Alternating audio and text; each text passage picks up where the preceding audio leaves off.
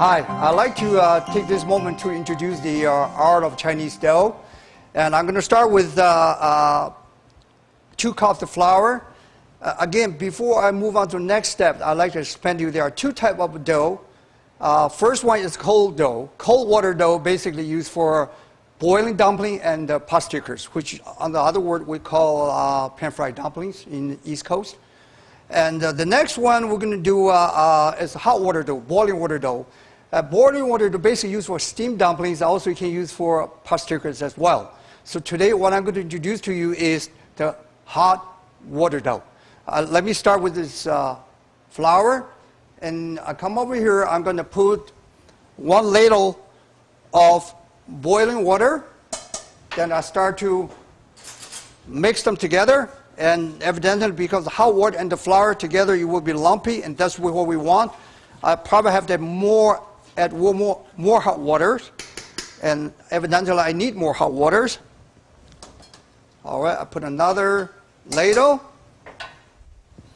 and in order to let the dough cool off, usually I like to stir this with a very slow motion, because otherwise you have to set this on the side until it cool off. Okay, the amount of water you put in there is about like the dough is going to be like this texture, is almost 2/3 done.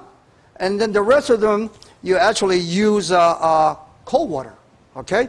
So once we put a small amount of cold water, and then we start to mix it well again, and in the meantime, cool off the dough, and we keep doing that. And let me see. I think I can handle this. And then let's start to use the hand. We start to knead the dough. It's still a little warm, though. So try to avoid the dough being too hot because you don't want to hurt your fingers, okay? All right, we'll keep doing that. You're going to take just a little bit of time. We'll get them together. Remember, when we knead a dough, we can squeeze a little bit, just make sure they all get together, mix well. After you mix this dough well, you need to put aside for at least 30 minutes. Preferably you use a clear rabbit and just to, let it cool off for 30 minutes. In the meantime, let the dough incorporate a little bit better, and then you move on to make dumplings. Okay? So now we're almost getting there. Nice, very nice. All right. Now make sure the amount of water. We follow the recipe. We're not going to overdose with water, both the hot and cold, because if you do not have enough water, the dough is going to be really hard. If you're going to put too much water, the dough is going to be too soft. It's going to be like a pizza dough. You can't make dumplings with that kind of a texture of the dough. Okay, we're getting there. All right, here we are. Okay, look at the dough. We just need a little more. You will be like this. Okay, now allow me to making a dumpling for you. Okay? If the dough, after rest for 30 minutes, if the dough is a little bit too soft, don't worry about it. Put a little more powder, put a little more flours, and knead a few more minutes. The dough will be managed really, really well. So, however, if the dough is too hard, you can't add water in there. It won't work. But if the dough is soft, you have no problem. You have so many ways you can make the dough work. Okay, so I'm just keep kneading that, and add a little more flour, make the dough a little bit firmer. Then I start to move on to the next step. Okay, just to be maybe 2 more minutes.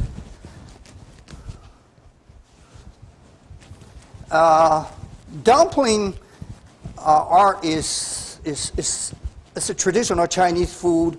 It's a comfort food, and we grew up with dumplings.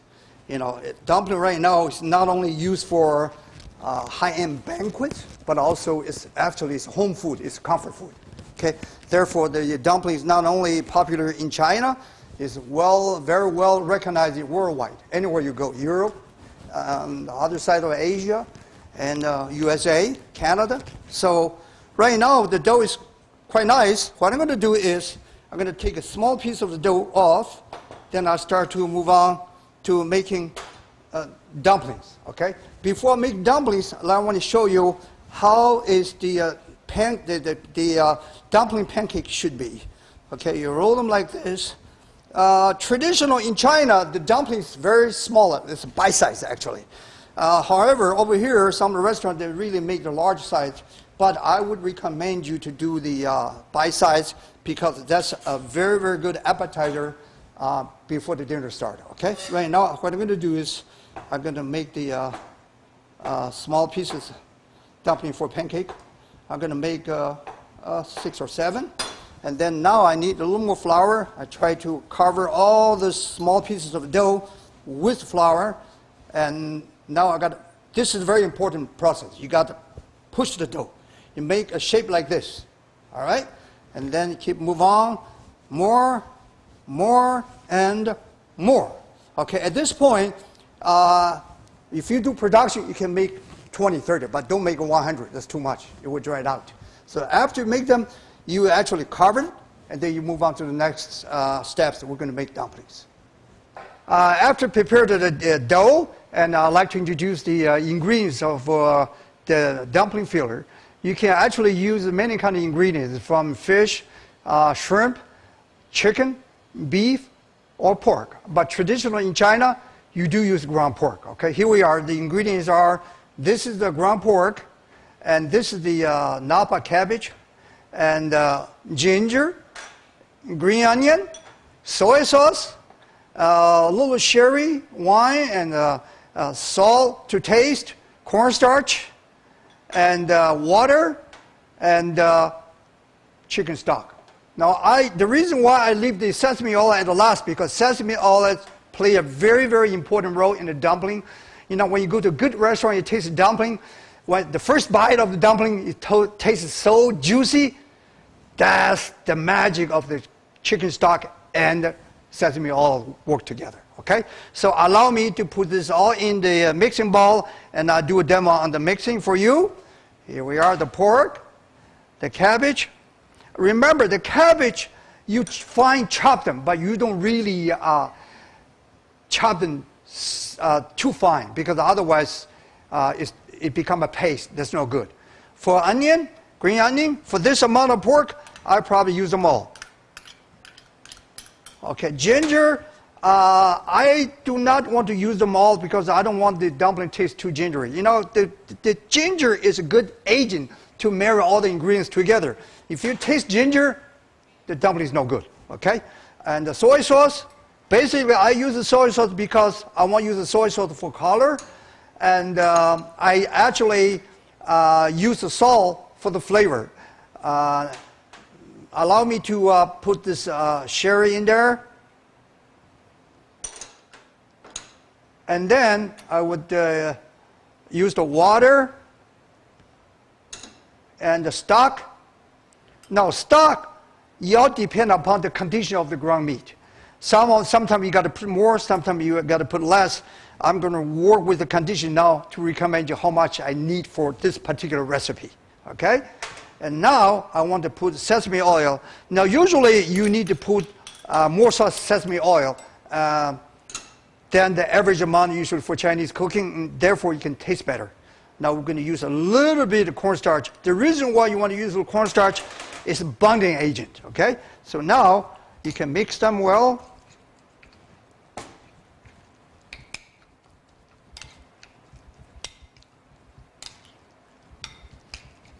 And actually all the liquid in the ground pork will be absorbed, and very, very soon. And that's the time you make decision, do you want to put more stock or not?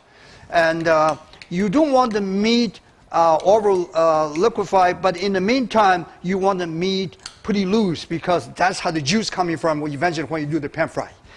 All right, we're almost getting there. And now, I'd like to add a little more salt.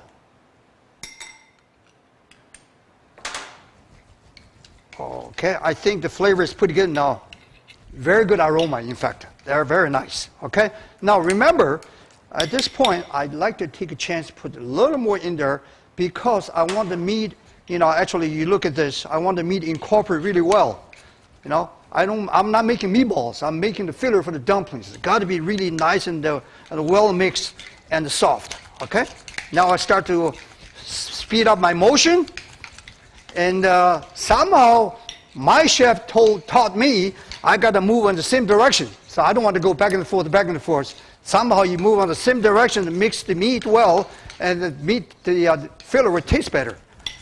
All right, now I'm moving faster. So you see the motion, I'm moving the mixing bowl and the spoon spontaneously. All right, here we are. See the difference now? So you see the consistency? You see the actually the fillers, what? Shining, okay? Firm. Okay, up to this point, we need to cover it, put it in the refrigerator for about a half hour. Of course, you can push. You want to do it within 15 minutes, fine. But we want to have a perfect product. Half hour, okay? Now I'm going to put it on the side.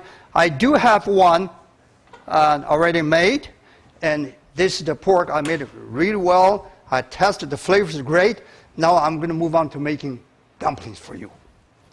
Right now I'm going to make the dumpling for you, and I'm going to make a slow motion the way I roll the pancake, and the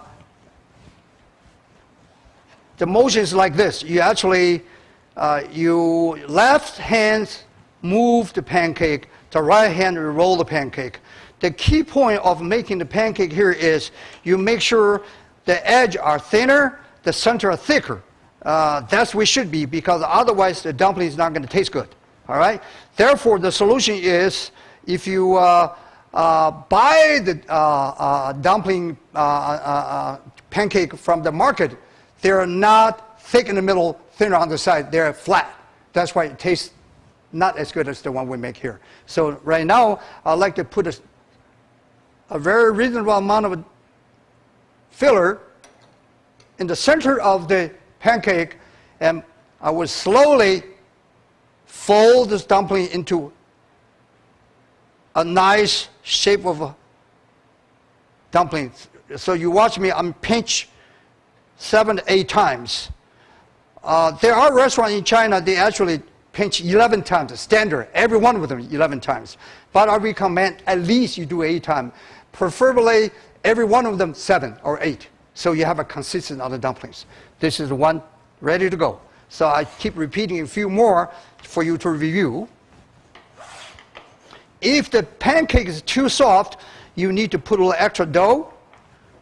See, at my speed a little bit faster than last one, and next one will be faster. So then until I do a regular speed one for you. Again, we'll put a certain amount in the middle, and then this is the station here. You start to pinch. 1, 2, 3, 4, 5, 6. I'll make it 7, okay? Now you make sure you seal this really tight. One key point about making dumplings, you make sure it seals everything well. Nothing going to leak out because all the good is in there, all right? One more. Okay, let me move a little bit faster now.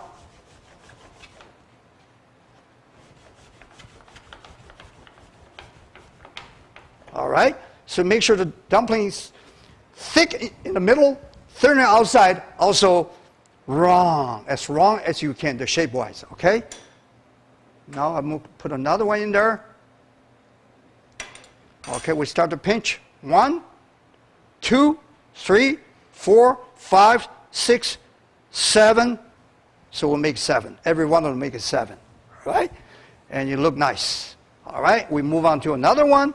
If you need a little more flour, and go ahead do it, because you don't want the dough sticking on the board.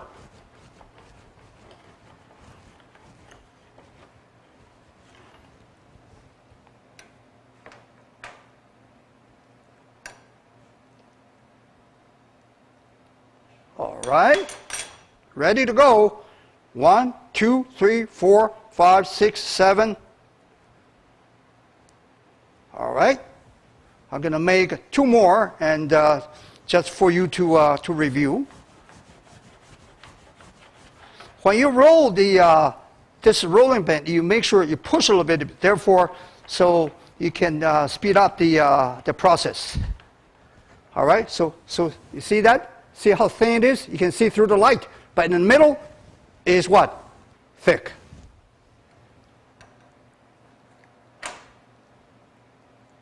All right, we start to pinch. 1, 2, 3, 4, 5, 6, 7. Nice. Okay, I do one more.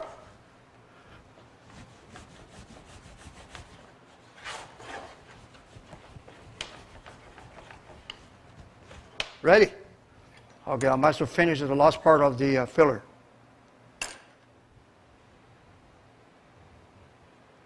Four, 5, excuse me, 6, 7. Done. Okay, ladies and gentlemen, I made 6 of them for you. I hope you can enjoy making dumplings in the kitchen. Okay?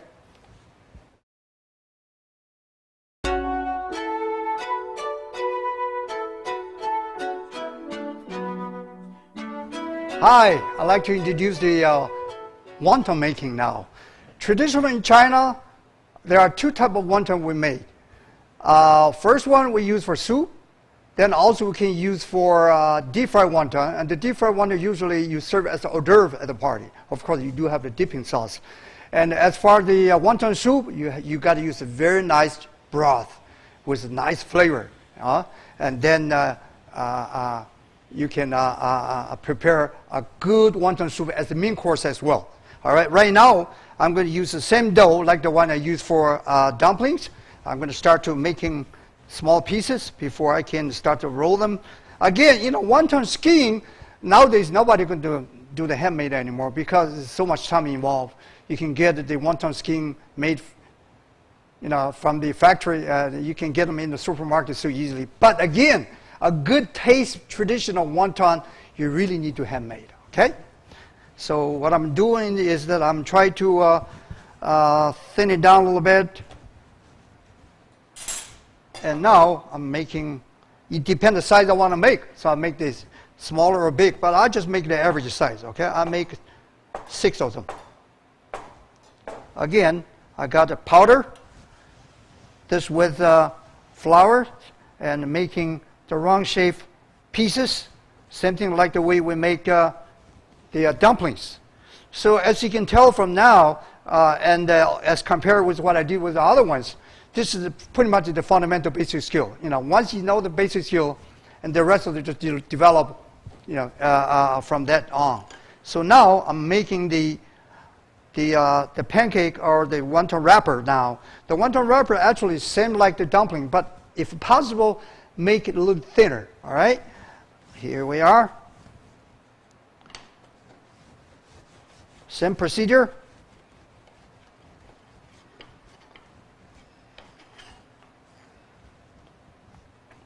However, the way we make the wonton, the shape is a little bit different than the dumpling, and I need to watch the way I fold them. Okay, here, first, the important thing is I try to push a little bit the filler, make it firm. I don't want any air in there. I move one more time, and then snap both ends. Why? I don't want any goodies to leak out. Okay? And then, I got to do like, I put them together like a cross snap together. All right? You got a nice, beautiful wonton. All right? Here we are. Then we put it over here. And then I move on to make another one. Repeat the same procedure.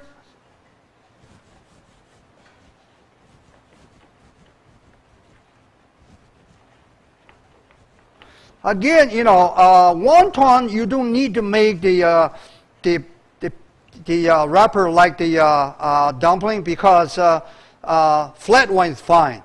As I mentioned before, for dumplings, thinner outside, thicker in the center. But for wonton, no, you can actually just I'm sorry, I put a little extra. I'm going to put it back. I can't put it too much in there. So what I'm going to do is I'm going to again, I firmly hold the thing and push on the side. One more time. Okay, this is very important for you to know. Okay, again, you don't just put them together. See, watch me. Okay, you start to do like this, pretty much like this, then cross, snap. All right, just in case, if you use a wonton skin, the one you bought it from a supermarket, you need a little egg wash or water to make sure they stick together. Okay, but this is the fresh dough. You don't have the problem. Okay, let me make a couple more.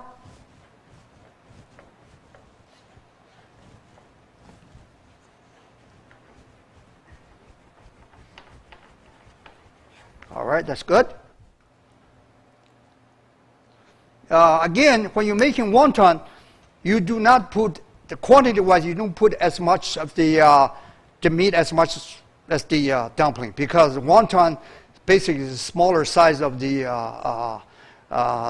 dough work. So you cannot stuff it like a big wonton. You're not going to call it wonton soup anymore. You will call it dumpling soup. Okay, yes, you can do that, but you make a smaller version.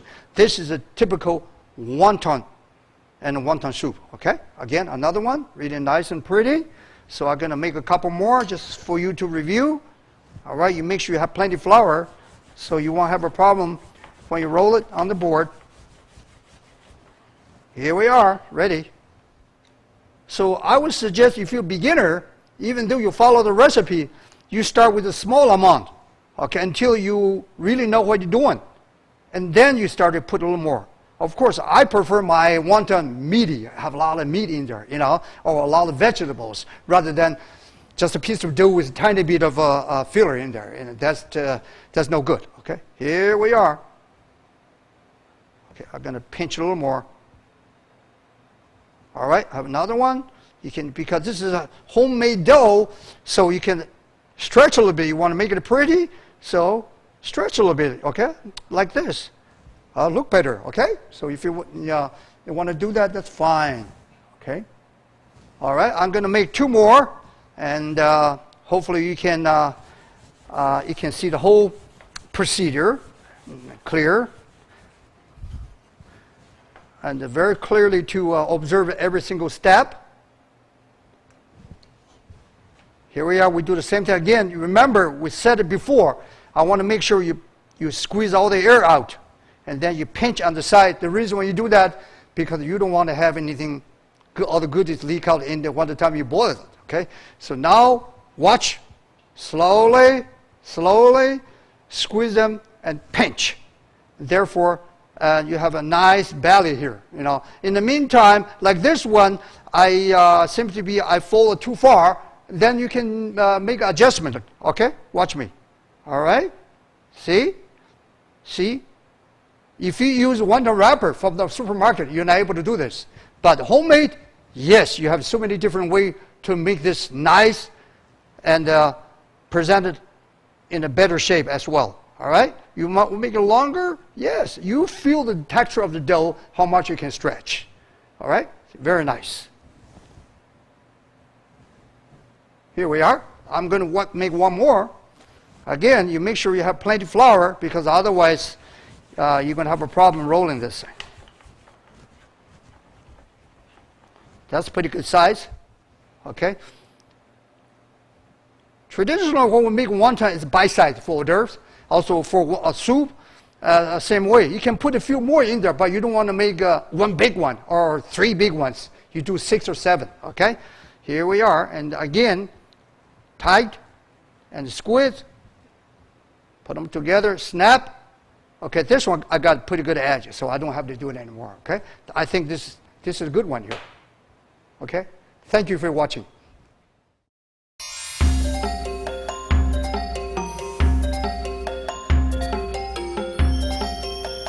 Hi, right now I'd like to introduce you Xiaomai. Xiaomai is more popular in the southern part of China rather than in the northern part of China.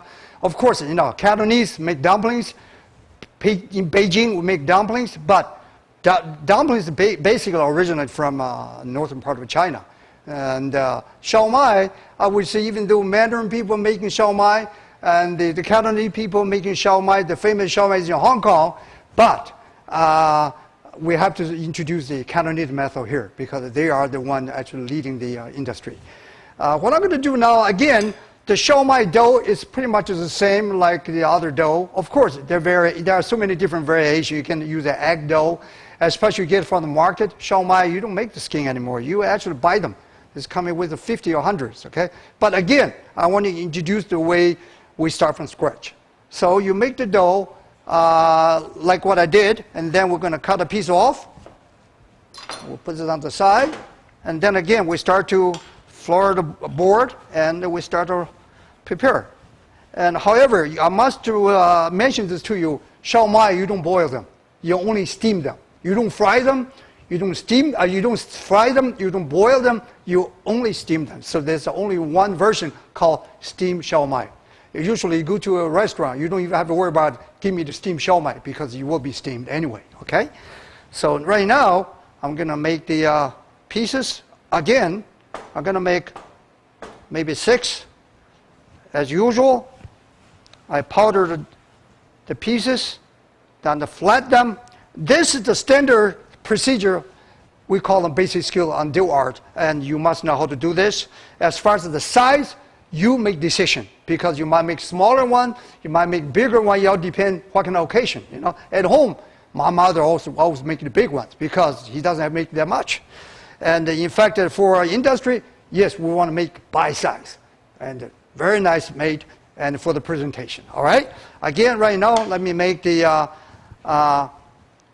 shao mai pancake. Again, this pancake a little bit different than the wonton again, because you need a heavy bottom to hold the filler and the shape. So you want to be thin outside and thick in the middle.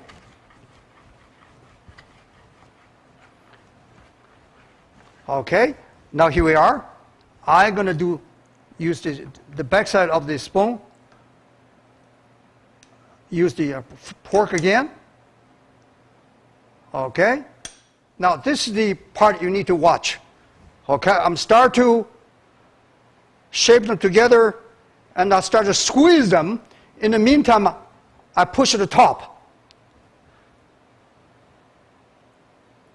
Okay, it's like this. So you end up with, this is the shao mai. Okay, you have a little belly in the bottom and the top like this. Now, on this particular part, you have so many variations again.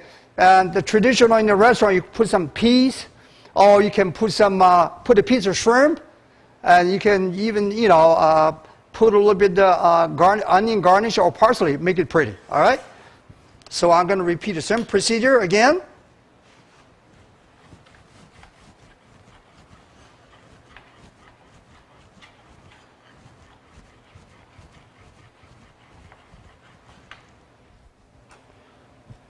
Okay, I'm going to pull this much. That's pretty decent. Okay, so watch me please. Now I'm start to create a little bottleneck. All right, in the meantime, I'm going to squeeze the top part. Now just in case you do not have enough meat, you can always add a little more. So I just try to do the option way for doing that. Okay, put in there, just squeeze them. And squeeze, all right? And on the other hand, you can also use a little bit of water if you want to smooth the top a little more. And this is fine, actually, all right? So what do you do? Like, no, you got another one here, all right? So the shao mai and the dumpling, the difference is what? Dumpling got to be sealed, wonton got to be sealed entirely, all right? Shao mai, open top. All right, and then you have room to play with the different decoration on top there. Let me just make 2 more for you. And there's one thing I need you to pay attention to. When you steam the shao mai, you make sure dump the shao mai steam. There's enough time to steam the shao mai, because the shao mai take a little more time to steam. Otherwise, when you eat them, in the middle of the shao mai, still red, the meat is still red, not cooking. That's no good. So you make sure that's well cooked. Usually, for my experience like this, I would use at least 8 to 10 minutes. And of course, you can always use a thermometer to make sure the temperature is right. Okay.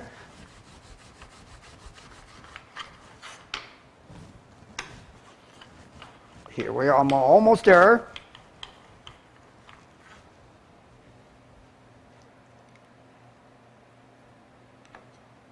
Oh, again, I'm going to fold this, okay,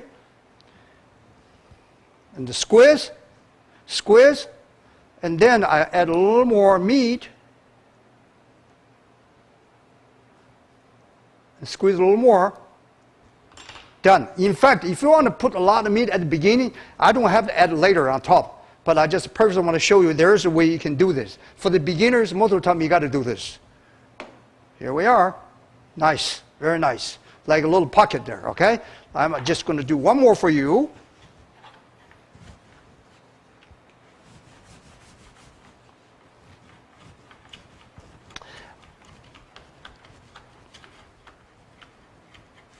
Here we are.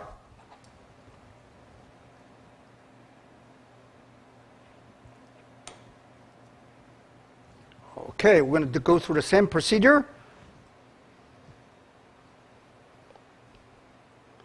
This time I have enough meat, so I don't have to add more.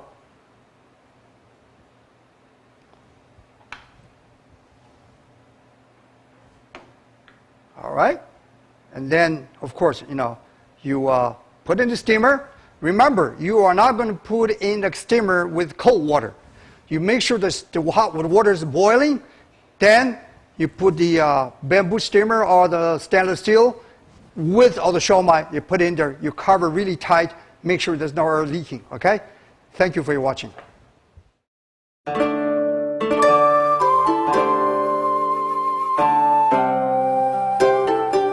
Hi.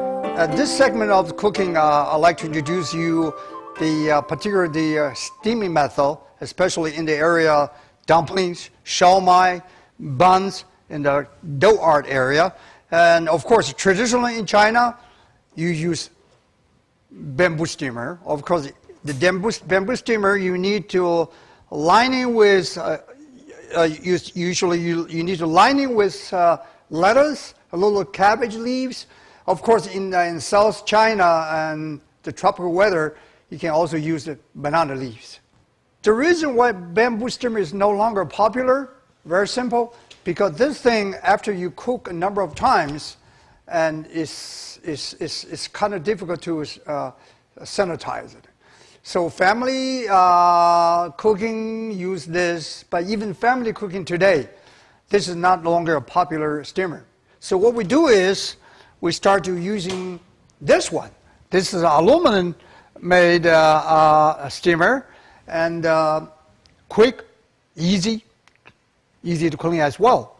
So that's how we do it. So right now, I'm going to put the char siu bao, which is a barbecue bun, and the siomai in the steamer, and then we're going to cook them for about 8 to 10 minutes, and then we're going to serve you. All right? Now, before we do that, I need to talk to you something about this particular inside of the steamer. This steamer, look at how much hot water in there. So in order to cook good dumplings, you got to clean this off. This is very important. Cannot be sweat. All right? This is a very key point. Otherwise, if you do not clean it well, after 7, 8 minutes, the dumpling is going to be what? The surface dumpling is going to be damaged. It's not going to look good. Okay. On the other hand, you can also use cheesecloths inside the steamer, and in the commercial kitchen, that's possible. All right. And for the a la carte kitchen, I probably recommend you use a parchment paper or napa leaves. Okay. Here we are. I'm putting it in there very nicely, and I cover it, and we wait about 7, 8 minutes. Then we'll see the finished product. Well, 8 minutes. Let's take a look. How's the dumpling doing here? Wonderful. Very, very nice. So what I'm going to do right now, I'm just going to put it over here. I'm going to do a little plating for you. First, I would like to do a dumpling.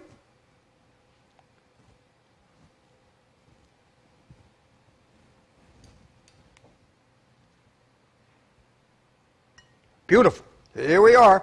Nice and fluffy. A typical barbecue bun, char siu bao, supposed to be open, so it is open. The Mandarin style should be very, very tight and sealed. And now, let's move on to the siomai.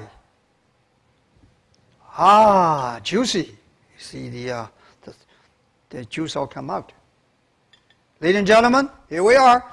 Steamed siomai and Cantonese style barbecue bun char siu bao. Thank you.